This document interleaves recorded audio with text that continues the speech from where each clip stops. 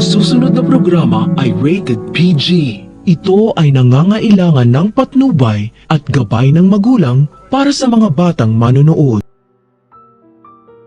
Kahit bagong taon na, hindi pa rin talaga nagbabago si Doc Carlos dahil mukhang mainit pa rin ang dugo niya kay Annalyn dahil hindi niya pinermahan ang pagpapadala nito sa Japan.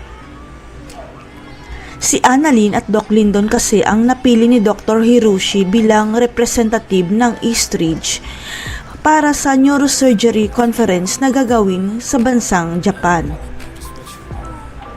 Pero ayaw ni Doc Carlos na permahan ang slot para kay Annalyn dahil sa isip niya na lilipat naman si Annalyn sa Apex kahit hindi pa naman nakapagdesisyon si Annalyn na lumipat.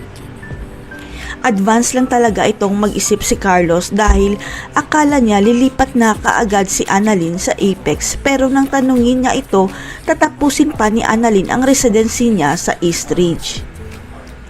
Kaya nang napagtanto ni Doc Carlos na mali ang iniisip niya, nagpalusot ito na gusto niyang patunayan at paghirapan ni Annalyn ang slot para ipresenta ang Eastridge Hospital sa Japan. Ang gusto ipalabas ni Doc Carlos na ayaw niya isipin ng iba na ipapadala niya si Annalyn sa Japan dahil stepdaughter niya ito pero ang totoo, naiinggit lang siya kay Annalyn. Kaya hindi mapigilan ni Annalyn na mainis dahil namemersonal na si Doc Carlos. Kaya nasabi niya sa anak ni Doc Carlos na si Harry na napaka-unfair ng tatay nito sa kanya. Hanggang sa magulat na lang si Annalyn at Doc Lyndon dahil pinapascrub out sila ni Doc Carlos sa OR dahil silang dalawa pala ang ipapadala ng Eastridge papuntang Japan. Hindi talaga makapaniwala si Annalyn dahil ang akala niya hindi pinermahan ni Doc Carlos ang slot niya pero ang mas ikinatuwa ni Annalyn pati si Lynette makakasama niya sa Japan.